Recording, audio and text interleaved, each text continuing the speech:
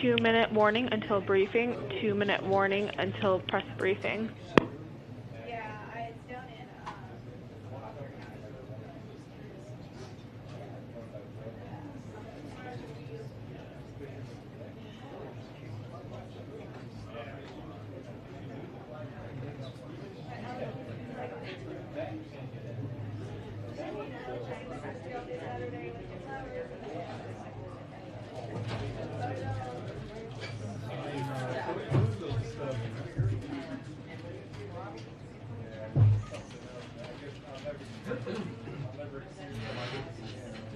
Must be the, yeah, getting warmer. Today. You did. Did you guys know? We didn't know. Thanks a lot, guys. Leaving me out this time. Yeah, we do. We're gonna remember this. It's funny because I think you know someone. Yeah, there's something about being.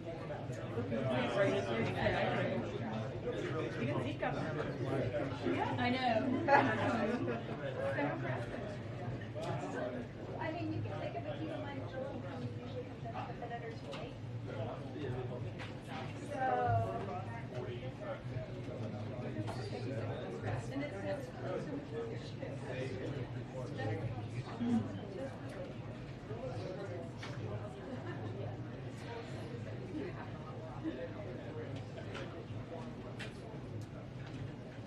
Good, how are you?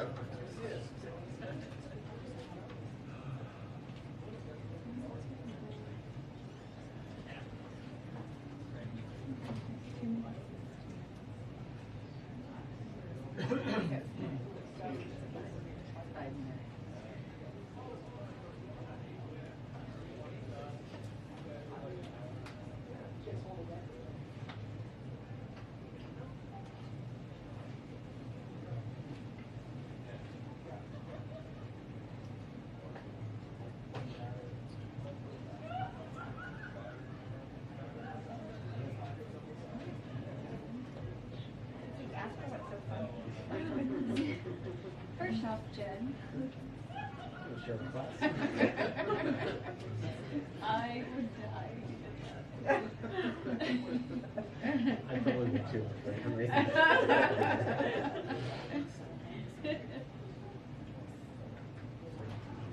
Hi, everyone. There's a lot of pink in this room today. Zeke and Mary are going to the prom together. Well, you know. Okay. Just one item for all of you at the top. On Monday, the President will join the Business Roundtable's CEO quarterly meeting at their headquarters in Washington, D.C. to discuss the United States' response to Russia's unprovoked and unjustified war with Ukraine, and the President's plans to lower costs for working families, create good-paying union jobs, and tackle the climate crisis. On Wednesday, as you all know, he will travel to Brussels, Belgium, where he will have a packed Thursday. He's traveling that day. There's not a schedule that day, but eat your Wheaties, eat your spinach. It's going to be a long Thursday because on Thursday, to start the day, the President will attend an extraordinary NATO summit to discuss ongoing deterrence and defense efforts in response to Russia's unprovoked and unjustified attack on Ukraine. He will also reaffirm our ironclad commitment to our NATO allies and to defend every inch of our NATO territory. Then he will join a scheduled European Council summit to discuss our shared concerns about Ukraine, including transatlantic efforts to impose economic sanctions on Russia, provide humanitarian support to those affected by the violence, and address other challenges related to the conflict. Later in the day, he will attend the G7 meeting called by Germany to further discuss with our allies and partners the consequences we are imposing on Russia for its war of choice. We'll have more announcements, I'm certain, on the trip in the days ahead. I don't have additional details. We've also, of course, invited our National Security Advisor who always enjoys engaging with all of you, to join us to preview the trip early next week. So we're just figuring out the date and the time depending on when the charter leaves. With that, Zeke, why don't you kick us off? No updates on the Friday schedule? Don't have any updates at this point in time. Onto the president's call this morning with President Xi. Does the White House now have a sense of whether or not China has decided whether to assist Russia backfill its supplies and sort of fulfill its request for material in support of its invasion of Ukraine? Well, I'm not going to give an assessment of that from here. What I can tell you is that the majority of this call, as I think you heard, you saw in the readout, and you heard, I think, on the call we just did, but was focused on Russia's unprovoked invasion of Ukraine. The president spent the vast majority of the nearly 2 hours was spent with the president outlining the views of the United States and our allies and partners on this crisis, including a detailed overview of efforts to prevent and then respond to the invasion, how we got here, steps we've taken, where we've gone, and why. Of course, as was also noted in the readout, but let me just reiterate, he also conveyed and described the implications and consequences if China provides material support to Russia. But again, I'm not going to provide any additional assessment from here. The president has tasked the efforts to sort of build up the Western alliance as sort of a democracies versus autocracy. One very large, the largest democracy in the world, is in fact buying Russian oil right now at a discount, expanding its purchases, taking advantage of the situation. Does the White House have any response to India's purchases there, and does the president plan to reach out to the Indian government to try to get that decision reversed? Well, we have not. We made a decision about banning the Russian import of oil. Every country has not made that decision, and we recognize that, and they have different economic reasoning as to why different countries do, including some in Europe. We have been in touch, of course, with Indian leaders at a range of levels, not through the president. If that happens, we will, of course, provide that readout and information to all of you. But what we would project or convey to any leader around the world is that the rest of the world is watching where you're going to stand as it relates to this conflict, whether it's support for Russia in any form as they are illegally invading Ukraine.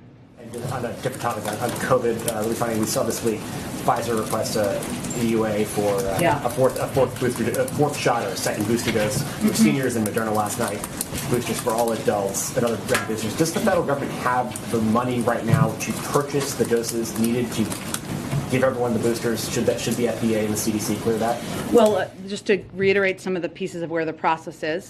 So the CDC does recommend fourth doses for the immunocompromised. While it hasn't been, of course, as you noted, approved for others, and they're running a vigorous data-driven process. And right now, over 100 million Americans have been boosted. Millions more have not done so and are eligible to do so and need to get boosted. But to go to your question, we've been clear we need additional funding from Congress. You've heard me talk about that a fair amount in here, including for the possibility of a fourth dose or a variant-specific vaccine. So we would indeed need additional funding to ensure that can be widely available. Go ahead. During the readout of this call, a senior official said that the president was really sort of laying out his assessment of the situation to President Xi, that he was making clear the implications of certain actions, but that President Biden wasn't making specific requests of China. Why not, and given the stakes here? Because China has to make a decision for themselves about where they want to stand and how they want the history books to look at them and view their actions. And that is a decision for President Xi and the Chinese to make. Given the growing concerns about China possibly aligning with Russia, would you say it's more concerning at this point that they would help Russia resupply, help Russia with military equipment, or that they would offer economic support to help Russia evade sanctions? Any of those would be concerning to us, but I'm not going to give a rank order assessment of which we're more concerned about. And you don't have a sense that China may be leaning more in one direction or another? Not an assessment I can provide from here. I guess sort of a logistical question. You know, the Chinese got out a readout of the call fairly quickly. Before it was even done. It was, I think, 3.5 maybe. Remarkable. Before your readout was out. Should we read anything into the time that it took to get your side of the story out? So it was a lengthy call, as you all know. 2-hour call is of course a lengthy call, even with translation. And what typically happens, and this time is a little longer than typical, but is there's a meeting to discuss what happened during the meeting and assess what kind of information we can provide publicly. Obviously, we want to do as much as that as possible to all of you, but we also want to ensure we're protecting the diplomatic channels and conversations. So it was an effort to do exactly that. Go ahead. Yeah, I just wanted to ask, so, we've spoken to U.S. and European diplomats who say that there's still not exactly an agreement on what the red line would be, that, when China would face consequences. Can you say a little bit more about those discussions and whether there is agreement with G7 allies and others who have joined in about what the trigger is and what sort of consequences there would be? Well, Andrea, I would say, the movement of China to align with Russia, or to the movement of them to align with Russia, or their proximity of moving closer together, is certainly of great concern to us, as we've expressed, and we are not the only country that has expressed that concern, including many other members of the G7 have expressed exactly that concern. So this is part of the discussion. It has been an ongoing part of the discussion. Expect it certainly would be when the president goes to Europe next week, but we're not in a place at this point to outline the specifics. We're still discussing. And then just to follow up on that, initially, I think going into the call, we were expecting that there would be discussion about Iran and North Korea as well. Did the two leaders get around to those issues, and are they any closer in terms of alignment on those issues? And then just to your first point, or your response, one of the issues that has separated the U.S. and China in recent years has been disputes over trade and lots of tariffs. Would you anticipate that China would face a larger trade war if, or additional sanctions and tariffs if it does proceed to align more closely? Well, we have a range of tools that could be considered, and sanctions are certainly one tool in the toolbox, as they are for other countries as well, even if as we have not outlined specific consequences, and we'll communicate those directly to China and, of course, with our European partners and counterparts. The call was focused, as the readout conveyed, the vast majority of it was on Russia's unprovoked invasion of Ukraine, but also the issue of Taiwan was raised by the Chinese, and the president reiterated that U.S. policy on Taiwan has not changed. That was really the vast majority of the focus of the call. Obviously, there are a range of issues and topics we discussed with the Chinese,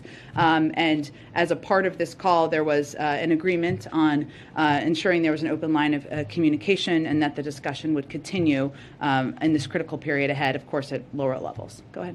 During this Joe recall, did President Xi ever refer to it as an invasion? We'll let President Xi and his team outline any more specifics about his component of the conversation. Why not reveal if he called it an invasion or called it a war? Because we don't, as a policy, speak for other countries. They can speak for themselves. Yesterday, Secretary Blinken said the administration was concerned that China is considering answering Russia's request for more military equipment.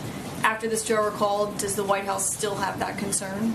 We have that concern. The president detailed, what the implications and consequences would be if China provides material support to Russia as it conducts brutal attacks against Ukrainian cities and civilians. And obviously that is something we will be watching and the world will be watching. So that concern hasn't gone away following the call? Obviously actions are a key part of what we'll be watching. And Russian Foreign Minister Lavrov says that Russia will view any weapons shipments into Ukraine as, quote, legitimate targets. Obviously, President Biden just authorized $800 million in more security assistance, aka weapons potentially going into Ukraine. So what is the president's response to that comment? Well, that's a threat that he has made before, I would just note, Foreign Minister Lavrov. I would note that just in terms of how it works, without getting into too many logistics, of course, there are no U.S. troops operating inside Ukraine. Our forces are in NATO territory, and so are NATO forces in NATO territory. So as we're talking about the operations of the movement of convoys and the movement of assistance, those are not the bodies that would be moving those assistance within Ukraine. So beyond that, though, I would say, of course, we watch closely what the actions are, the continued escalatory actions of the Russians, and we will watch closely if they follow up on that threat. I would remind you all that all of the convoys are not just moving military assistance; many of them are moving humanitarian assistance as well, food, and other aid that is getting to people who have been injured through this brutal brutal invasion. I guess the question is, how concerned are you about being able to get all $800 million of that assistance that's obviously so critically needed into Ukraine? Well, we continue to have the means of getting that assistance in, and we have effectively been doing that in recent days, so we will continue to work through those channels. Thank you. Go ahead. Thank you, Jen. Did President Biden directly ask President Xi if he intends to help Russia? Well, he made clear what the implications and the consequences would be if China provides material support to Russia as it conducts brutal attacks against Ukrainian cities and civilians. And that made clear what the consequences would be should they do that. But did he ask, do you intend to help Russia, yes or no? I think making clear what the consequences are made clear we don't want them to do it. So can you offer any explanation for why the U.S. still has concerns after this call? Because we'll continue to watch until we see what actions they take or don't take. And following up on Andrea's question, does the administration view any distinction between financial support and military support for Russia? Or will the consequences, will there be consequences regardless of what kind of aid? We would watch closely, and we would be prepared for there to be consequences, but we would look closely on what it is, and we would align with our partners around the world. And is there going to be escalatory consequences like we've seen with Russia? Again, I'm not going to get into a hypothetical at this point in time. We'll have those discussions directly with the Chinese and directly with our European partners. And one more. Short of getting any guarantees from China that they are not going to help Russia, and short of China condemning Russia for its actions, what is it about the call that President Biden thinks went well, as he said to one of my colleagues? I think it was an opportunity for the president to convey directly what our detailed efforts have been, what we have seen on the ground, how we have responded to the invasion, why we have the significant level of concern that we have, and also to convey very directly, leader to leader, what the implications and consequences would be if Russia provides material support. And that leader to leader engagement, an opportunity for there to be a continuing discussion, certainly the president sees as a positive development. Go ahead. Thank you, Jen. A couple of days ago, you described javelins and stingers as defensive weapons and MiGs and planes as offensive weapons. So how do we classify the armed drones that we're sending? I would remind everybody that Russia is invading Ukraine, not the other way around. Ukraine is not invading Russia. They are not going into a foreign country and invading that country. And what we're sending to Ukraine is security assistance, all of it, and weapons that they are effectively using to defend their country against Russian aggression. And that is how all of this material would be categorized. In that sense, then, wouldn't MiGs also be defensive since Ukraine is defending itself from attacks from Russia? Well, again, this is all assessments made by our Defense Department, but I would tell you that as it relates to the transfer of fighter planes from a U.S. base in Germany into contested Ukrainian airspace, where our military and intelligence community determined the benefits provided to Ukraine's defense are low and the risks of escalation are high, that is how we assess that, but also those type of planes would be a different category of military assistance. It seems like we're splitting hairs over semantics in terms of how we're classifying some of these weapon systems. And obviously the president's gotten some criticism from both sides of the aisle for even when he takes action, sometimes doing it after there's been a lot of political pressure, for instance, on imposing the sanctions, on sending the stingers and the javelins, on banning Russian oil. So if there's any chance that the U.S. is going to facilitate the transfer of MiGs in some way, why not just do it now? Well, I think we've outlined pretty clearly why we've made the decision not to do that, including the fact that they have multiple squadrons of planes that they can utilize, and the fact that, most importantly, the types of assistance that we've been providing, anti-armor, anti-tank, anti-missiles, is what is effective in fighting this war on the ground. That is why we've provided that assistance. None of the weapons we've sent to Ukraine could be used to launch an invasion of a country like Russia. That's a fact. That's why we call them defensive weapons. That's why the Defense Department calls them defensive weapons. And I would remind everybody that they are the country that are under attack. I want to move on to the Iran talks. This week, the president said that we are crippling Putin's economy with punishing sanctions that are only going to grow more painful over time.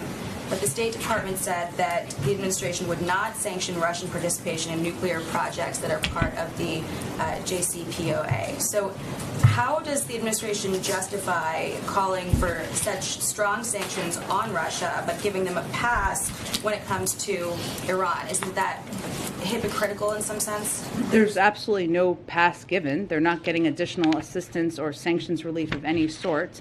They have an implementation role. They've had an implementation role in the past as it relates to the Iran nuclear deal, and that is certainly what we would be talking about in this regard. But for clarity purposes, there's absolutely no additional sanctions assistance that Russia would be receiving that is outside of the Iran nuclear deal.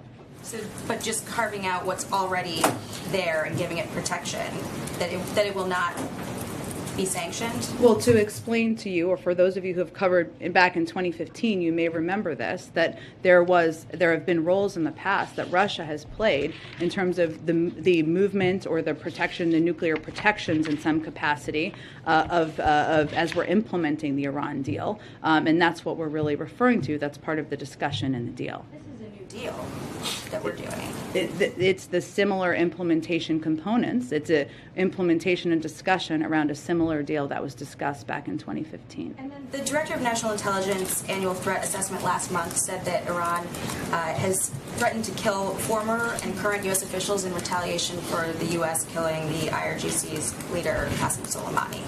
So do those threats constitute terrorism?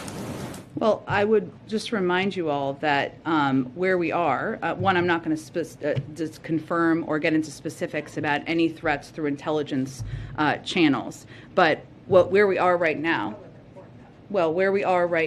is that not only has Iran's nuclear program advanced, but their behavior in the region and beyond has gotten more aggressive, including by the Islamic Revolutionary Guard. So the notion that the actions of the past administration pulling out of the Iran nuclear deal has cut down on the actions or the escalatory behavior of the Iran Revolutionary Guard is inaccurate. The Iranian government has actually doubled their budget or something like that. So the notion that the approach that the status quo is effective and making us safer just doesn't bear out in any form of facts. So they should not then, the IRGC be delisted from the terrorist blacklist? There's an ongoing negotiation. I'm not going to get into specifics of it, but I would just note that the status quo where we stand has done nothing to make us safer in any regard. In fact, the Islamic Revolutionary Guard has only been strengthened. Go ahead. Jen, I want to follow up with you on the call. You have, from the podium and in the readout, it says the president described the implications and consequences if China provides material support to Russia. So to be clear, did President Biden warn President Xi not to send any support to Russia? I think he made clear what the implications and consequences would be if he did. That is laying out what the consequences would be. President Xi has to decide what he's going to do here. And not just here, but is it fair to characterize that as a warning? I would characterize it exactly as I said it. And did President Biden and President Xi discuss the possibility of lifting sanctions and or tariffs as a way to get China? This was not about carrots. This was about laying out what the implications and consequences would be. Did the president step away from the phone call and have a sense that he can work with China as it relates to Ukraine? Well, I think he came away feeling that he had conveyed clearly what the implications and consequences would be, and also that he had the opportunity to lay out specifically what steps we've taken, why, and what we're seeing on the ground. And he also said that we would continue conversations task the teams to continue conversations. So that indicates that we will continue to engage with them. I want to follow up with you on something we've been discussing throughout the week, the issue of refugees. Newsweek has reported that the U.S. is actually detaining Ukrainian refugees in ICE detention centers, those who are seeking entry into the country, which seems like a contradiction of President Biden saying that he would welcome them here.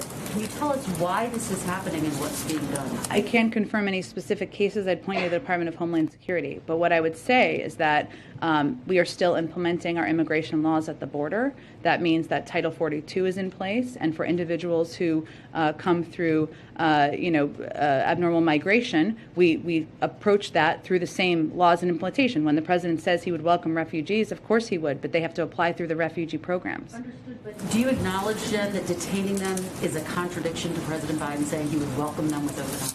Well, again, Kristen, we implement and we our immigration laws across the board, no matter what country you come from, and that has been our case and approach from the beginning. Welcoming refugees means applying through the refugee process. And again, as I've said in here, we are looking at a range of options, including providing a broad range of humanitarian assistance to the countries where the vast majority of refugees are going. Is it a priority for President Biden to address this situation so that refugees are not being detained at ICE detention centers? Well, again, we are continuing to apply our immigration laws at the border. And so refugees who want to come to the United States, of course we would welcome Ukrainian refugees. That is why, but they have to apply through the existing programs. There's an ongoing discussion about what programs or what steps we could take. And we certainly, that's an important conversation and process internally. Where we have put all of our efforts to date, the vast majority of them to date has been on providing a historic amount of funding to countries in the region, including a huge amount, billions of dollars that has been approved through the omnibus bill the president just signed into law to make sure that the countries that are welcoming the vast majority of these refugees have assistance and support and aid that they need. Jen, you mentioned Taiwan. Will the U.S. deliver javelins and stingers on time this year to Taiwan? Can you answer that? I don't have any update for you on military assistance to Taiwan. I would point you to the Department of Defense. A separate question real quick. The White House, is it aware of ongoing destruction and vandalism of Catholic churches across the United States, statues as well? Is the president aware of that destruction taking place right now across the U.S.? Most recent examples in Florida at the Holy Family Catholic Church, in Royal Oak, Michigan, St. Mary Catholic Church, in Georgia, Sacred Heart Catholic Church, all vandalized, destroyed. Well, I can assure you that the President, the White House, and the United States would oppose any destruction or desecration of religious institutions of any kind. And certainly Catholic churches, the President himself is a Catholic, of course. Does the President believe that perhaps Pope Francis could play a role in mediating an end to this Ukraine crisis, the war? I just don't have anything on Pope Francis's role. Obviously, we're focusing our efforts at this point in time and engaging with our European allies and counterparts around the world. Go ahead, Ashley. If President Biden does not make a second stop on his trip abroad next week, as has been rumored, to Poland or some other place, what would be the reason? Would it be security concerns? Would it not be wanting to visit refugees at the border to draw resources away from that crisis? I expect we'll have more on the trip soon, so I don't want to get too ahead of where we may or may not be, but we factor in a range of factors whenever we make any travel plans, including pulling resources away, as you noted, including security concerns, including, ensuring that we can implement it effectively. But we pulled this trip together pretty quickly, so we're working as quickly as we can to get any other details finalized. More on a different topic. Following up on what my colleague asked yesterday, President Zelensky mentioned in his address this idea of a U-24 United for Peace. It's a little unclear to me, at least, what exactly that would look like and mean. What is the White House's understanding of what he's asking for? Is that an alternative to NATO? What role would it fill? Can you try to We just don't have any other assessment or explanation from here. I mean, I'd certainly point you to the Ukrainians to discuss in more detail. We talk with them regularly. I would let them speak for their own proposals. Go ahead. Jen, when the president spoke to President Xi, did he set out any particular benchmarks by which he would measure their compliance, either financially on the arms issue? Any time frames out there? Did he come to some kind of understanding or declaration to President Xi about how he would be measuring success? Success in terms of whether or not he provides material support?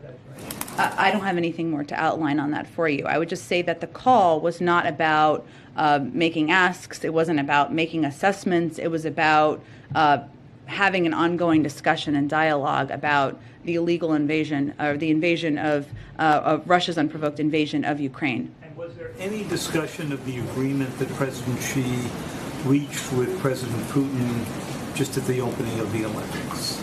I just don't have more details on the call to read out beyond what we've conveyed to date. Go ahead. Yeah, what can you say about the severity of the implications and consequences for Russia, for China, if they do indeed, in the estimation of the U.S., provide material support to Russia? I mean, are these to the level where it should really make China think twice before assisting Russia?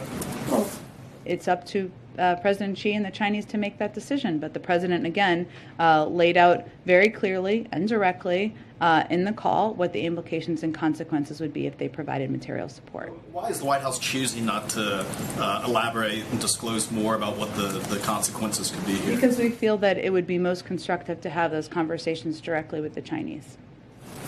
Go ahead. Hi. A senior administration official just told us that that President Biden didn't make any specific requests to Xi and that China will make its own decisions. But I think I just said that too. There you go. But we're nearing a pretty critical point in the war where, according to your own assessment, Russia seems poised to potentially deploy bio or chemical weapons. How much time is there for China to really weigh in here with Putin, and why not press for that while on the call? I think that the primary focus of this call was for the president to lay out specifically the consequences and specifically where we've come to date. His assessment was that was the most constructive way to spend the call, and that it's going to be up to President Xi and the Chinese to determine what role they're going to play moving forward. Go ahead. Implications and consequences. Yeah. I'm asking about this again because in the lead up to Russia's invasion, the White House was really extremely transparent, laying out call after call and briefing after briefing a lot of the specifics that we then saw implemented. Why, in this case, is it just saying implications and consequences and not giving the same specifics? Sure, because we feel it's the most constructive way to engage and have a constructive dialogue. Just to clarify, the specifics were given out in detail on this call. It sounds like what you're saying. Correct. I'm not going to give you more details about the level of detail, but it was a detailed engagement. I'm not going to outline that more from here, but he was specific about what he described on the call. Go ahead. I hope I'm not beating a dead horse here. It's okay. It's Friday. So you said previously the point of this call would be to see where she stands. Yep. You're obviously reluctant to tell us where she stands based on that call, and you pointed to the Chinese, but their readout, if you've read it, is doesn't tell you much either. So can you at least say after a 2-hour call, is the White House confident it knows where she stands, and you just don't want to tell us, or are you not telling us because you don't really understand where he stands? I think what I can tell you is that they tasked the teams with having continued discussions, but I'm not going to provide you any additional assessment from here. Go ahead in the middle. How does President Biden define the current Chinese and U.S. relationship right now? Have you scheduled more communications, meetings, calls? Yeah, they tasked the teams to follow up on today's conversation in this critical period ahead. I don't have anything in terms of when that will take place, but that was part of it. Go ahead. Jen, following the recent Texas primary election, the AP is reporting that roughly 13% of ballots were discarded following, new statewide election laws. Mm-hmm. One, is the White House concerned about these new numbers, and has the White House put in any new plan to try and get some sort of federal voting rights legislation or executive order into implementation? Well, certainly we will continue to stay. We remain committed. The president and the vice president remain committed to doing everything we can to get voting rights legislation passed and move forward. And these reports are certainly a reminder of how important that is. In terms of the specifics of it, I'd really point you to the Democratic Party Committee on the political side of this, and I will see if our team has any other specific reaction from here. Other question. We know next week the Supreme Court nominee Judge Ketanji Brown Jackson will be going forward with hearings. There's some new accusations from Capitol Hill. Some Republicans still saying that she soft on crime. Senator Josh Hawley, for instance, saying that she soft particularly on sex offenders. What is the White House's response to these new accusations, and are you at all concerned that it might taint public view as we go into hearings next week? I think as we broadly look at it, after weeks of trying hard to find some way to attack Judge Jackson for saying that she was an affirmative action pick, then saying she was the product of dark money, then saying she should be suspect because she was a public defender, a group of far-right Republican senators, as you noted, have launched a last-ditched eve of hearing desperation attack on her record on sentencing in sexual offense cases. What is important here, I think, are the facts. And the facts are that in the vast majority of cases involving child sex crimes broadly, the sentences Judge Jackson imposed were consistent with or above what the government or U.S. probation recommended. And so this attack that we've seen over the last couple of days relies on factual inaccuracies and taking Judge Jackson's record widely out of context. It dishonestly took a snippet of a transcript out of context when, in fact, Judge Jackson was repeating something a witness said in order to ask a question about their testimony. It also omits that the Sentencing Commission report mentioned was unanimously approved by the Commission and is by law, which is by law bipartisan with equal representation. So we're going to continue from here to reiterate what the actual facts are, and we hope that those who are taking this process seriously or state that they are taking this process seriously will also look to the facts and not disingenuous attacks. Go ahead. Thanks, Jen. 2 questions about COVID. You talked earlier to Zeke's question about the additional funding being needed to ensure that the 4th dose boosters will be widely available. Secretary Becerra said today that hopefully soon the government will be telling parents of kids under 5 that they can get their kids vaccinated, and he said that will also put strain on the system. Is there any chance that the vaccine doses for the kids under 5 wouldn't be available if this COVID money doesn't come through? It's not about available. I think it's about making them free. Because obviously these companies are going to produce doses if and when at some point, as a mother of a child under 5, God willing, soon, making them available. What we want to be able to do is continue to make them free. So that is where our focus and our concern is. And obviously beyond that, for people who are uninsured, for people who don't have the resources to cover the cost of a 4th dose or a vaccine for their kid or otherwise, this is pretty important that we move this funding forward so that we can continue to provide these type of programs across the country. If there isn't additional funding, would this be the first age group that would not get free shots potentially? Like, are you counting on that money to make sure that those doses are? I'd have to check with our COVID team on it. Obviously, they look, since it hasn't been approved yet, what we've been able to do is outline for you what programs would have to be ended or halted and the timeline of them, but I can check with them and see if there's any specific planning for this. But obviously, if we don't have funding, it's hard to make vaccines for anyone free. Go ahead. There were reported earlier today that Iran secretly set up a banking and finance system to get around the U.S.-led sanctions. Wondering if the U.S. has a response to that, and if you think it might complicate the negotiations over the nuclear. I'd have to check with our team on that. I don't have any confirmation of the accuracy of that, so let me check with our team and see if we have concerns and what our response would be. Earlier this week, you were asked whether Jake Sullivan, in his conversation with his Russian counterpart, brought up the hostages at Chernobyl. You said you checked. I'm just wondering if you had any updates. I did mean to get back to you on that. I apologize. So let me venture to do that this afternoon. Go ahead. Thanks, Jen. 2 questions. First, on the call, there have been in recent days concern voiced by U.S. officials about China amplifying Russian disinformation about the situation there. Did that come up on the call? What was said? I just don't have more details. We've obviously been very vocal about our concern on that front, but I don't have more details about whether that was part of the discussion. And secondly, an update on earlier this week, the second gentleman tested positive for COVID. Can you give us an update on the vice president? Has she tested again since? She did, and she tested negative again today. Go ahead, Patsy. Thanks, Jen. You mentioned that on the call, the president focused on Ukraine. The Chinese side raised the issue of Taiwan. Obviously, you're not giving us any specifics on sanctions, export controls and such, but was there a discussion about broader trade relations between the U.S. and China? And then I'll have a follow-up question specific about American investments in Chinese tech firms after that. Well, the vast majority of the call was about those 2 topics. So beyond that, I don't have more to read out for you, but that was really the focus of the call. Okay, and so a couple of administration officials have been advocating that the president issues an executive order that would ban American investments in Chinese tech firms. What is the status of that? What is causing the delay? Does it have anything to do with the TikTok Oracle deal? Is there an anticipated timeline?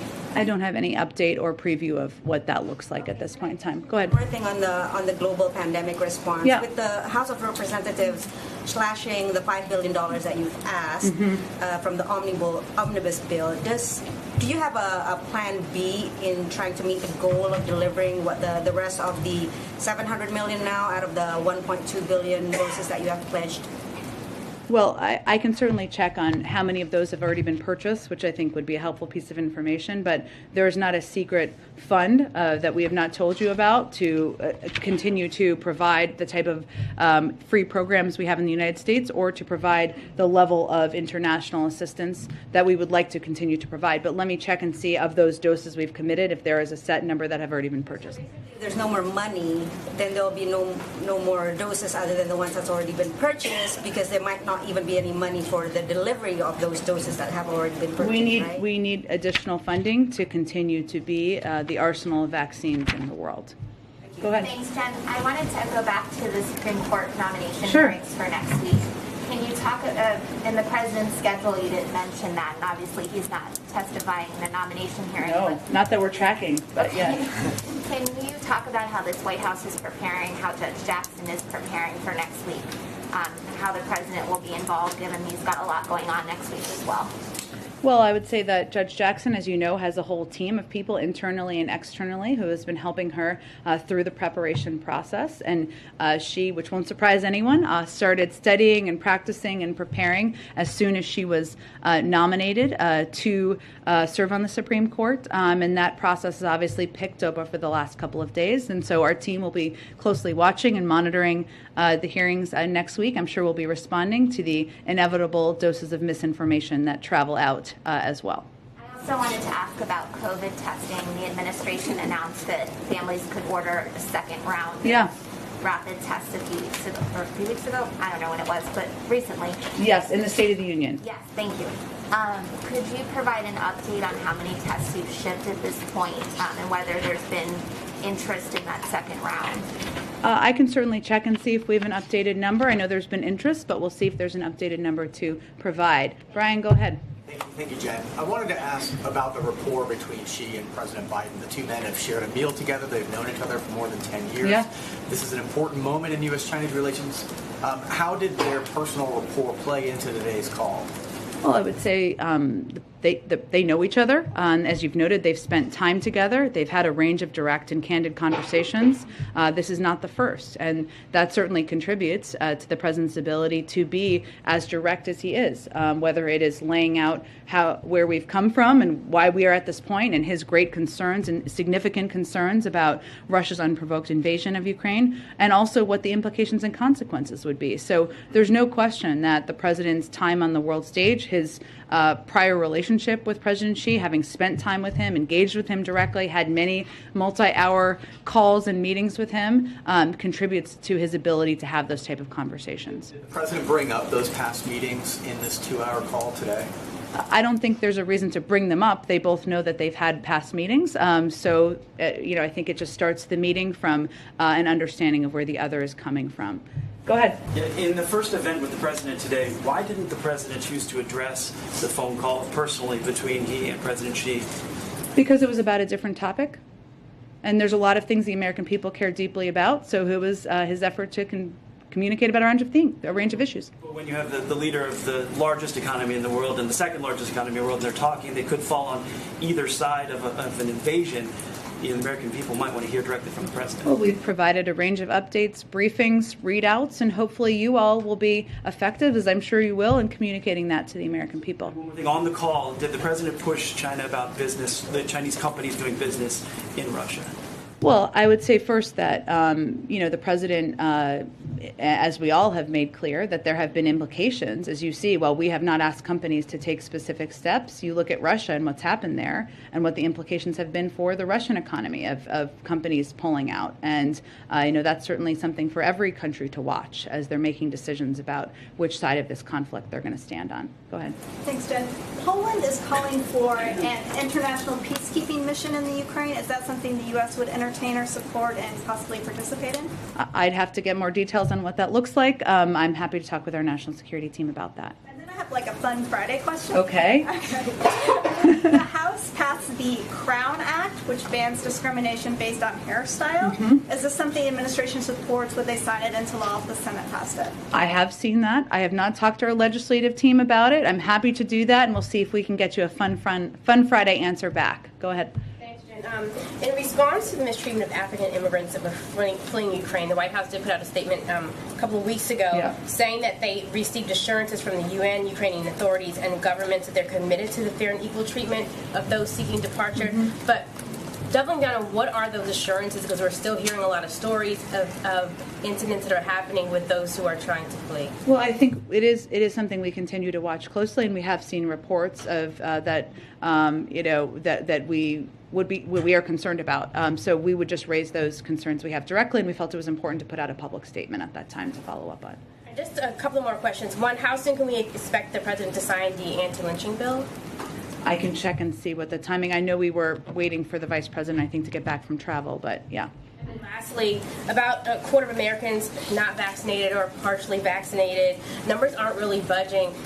Is there any move or change to the definition of what is fully vaccinated? That would be for the CDC to determine. There hasn't been a change at this point in time. It still remains 2 doses, but we are continuing to encourage any American who has not received a booster to do exactly that, because it would provide them additional necessary protection. Go ahead. On Judge Jackson's hearings next week, have some of that prep work included conversations between the nominee and the president, and any advice from the former chairman of the Judiciary Committee? I'm not going to get into details about their private conversations. So has he played? So he has not played a role in sort of the prep or the. He's not participating in the mock preps, no. But he is certainly excited about her hearings next week and being confirmed to serve on the bench. Thanks, Jen. I've got a quick clarification and then 2 questions about presidential conflicts of interest in foreign affairs. The first brief clarification is the New York Times reported this week that the first son remains under criminal investigation. Does the president still intend to stay out of that case? Yes, it's the Department of Justice, and I will point you to them. And my 2 questions about conflicts of interest in foreign affairs. First, I have a question about Russia, and then one about China. On Russia, you told me last year that you were unfamiliar with the Senate report that alleged that the first son, or a company linked to the first son, received $3.5 million from the richest woman in Russia. Subsequent reporting indicates that President Biden, when he was vice president, had a dinner in Georgetown with the same woman in 2015. This Yelena Ballerina, she has not been sanctioned yet by the U.S. government. How is President Biden navigating conflicts of interest when it comes to sanctioning people who have done business with his family? And can you explain to us what this $3.5 million was for? I don't have any confirmation of the accuracy of that report, so I have no more further details. About the conflicts of interest, though, how he's navigating those when deciding sanctions. What would be his conflicts of interest? Well, his son's company allegedly got $3.5 million from... Which I have no confirmation of, and he has continued to sanction oligarchs more than we've ever sanctioned in the past, so I'm not sure that's a conflict of interest. Go ahead. Thank you. Go ahead. I have a question about Russia now. I think we're moving on because we got to get some more people. Go ahead. My question about the conflict of interest when it comes to China is, last year the first son's attorney said that he divested from a Chinese investment fund controlled by Chinese state-owned entities. We have received not even basic transparency about who bought out his stake, when this happened, and how much money changed hands. Did he actually divest, and if so, can you agree to basic transparency? He's a private citizen. He doesn't work for the government. I'd point you to his representatives. Thank you. I think we're done here. Thank you very much. Go ahead. Did President Biden talk to President Xi Jinping about the escalate tensions on Korean Peninsula? How did President Xi respond on this? Again, the vast majority of the call was about Russia's unprovoked invasion of Ukraine. And again, when President Xi raised Taiwan, the president reiterated the U.S. policy on Taiwan. Obviously, there are a lot of important issues that we discuss with the Chinese, some where we work together, some where we have strong concern, and there's a lot of channels for that. But that was the primary focus of the conversation. Go ahead. This is Jahan Zaybadi from Airway News TV, Pakistan. Pakistani Prime Minister Imran Khan requested for a telephonic conversation with President Biden like many months ago. It's like more than 14 or 15 months. We haven't heard anything about that. Is there any specific reason for not communicating with the Pakistani leadership? I don't have any update on a planned call or engagement. Obviously, we engage with Pakistan and a range of leaders at a number of levels through the State Department, for our national security team. But in terms of a call or engagement with the president, I don't have anything to predict on that front. After his recent visit to Russia, Pakistani Prime Minister Imran Khan told a public gathering that he will not be a slave of America like other politicians do. Would you like to comment on that? I don't know why he said that. We have a long relationship with Pakistan, and that is a relationship we'll continue through diplomatic channels, so I don't have any more comments on that. Go ahead. Thanks, Jen. Oh, we can go to both of you. Go ahead. Go. Well, I don't know whoever wants to go first. You can rock, paper, scissors. Thanks, Jen. You might have seen that President Putin held a rally at which he said of the Russian people that we have not had unity like this for a long time. Is that your perception? Do you have any comment? Well, we're not going to respond to President Putin's misinformation and propaganda rally, which is how we see it. And secondly, just a bigger picture question. There's been a lot of discussion this week about war crimes and war criminals. You're well aware the United States does not recognize the International Criminal Court. We're not a member, yeah. Yeah, we're not a member. President Biden believes that is the correct stance, and if so, doesn't that undercut the United States' moral authority? Well, I would note that there are a range of international bodies that have ongoing international investigations. We would not be the ones prosecuting, of course. There'd be international bodies prosecuting any case on war crimes. We're going to feed data and information into that, and they support their process. Okay, about the Western Balkans, please. Russia and China are spreading their influence a lot on Western Balkans, especially Bosnia, Herzegovina, and Kosovo. And the president is a friend of Bosnians and Kosovars. Can you assure people over there that America is still with them? Absolutely.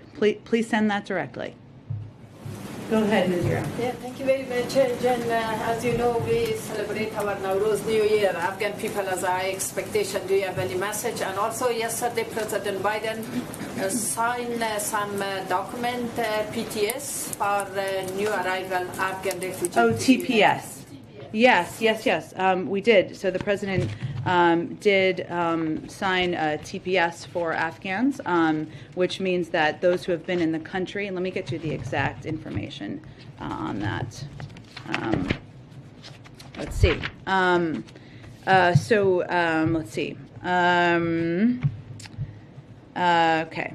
So basically, so the TPS will apply only to those individuals who are already residing in the United States as of March 15, 2022, and meet all other requirements, including undergoing security and background checks. And this is a designation decided by the Department of Homeland Security through their process, and they designated Afghanistan for TPS on the statutory basis of ongoing armed conflict and extraordinary and temporary conditions.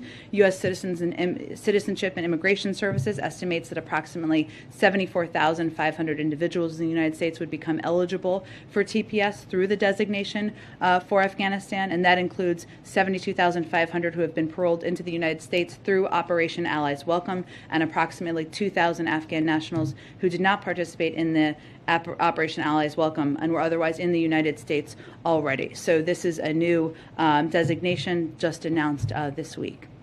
New Year, Nowruz, any message for Afghan people, especially Afghan women?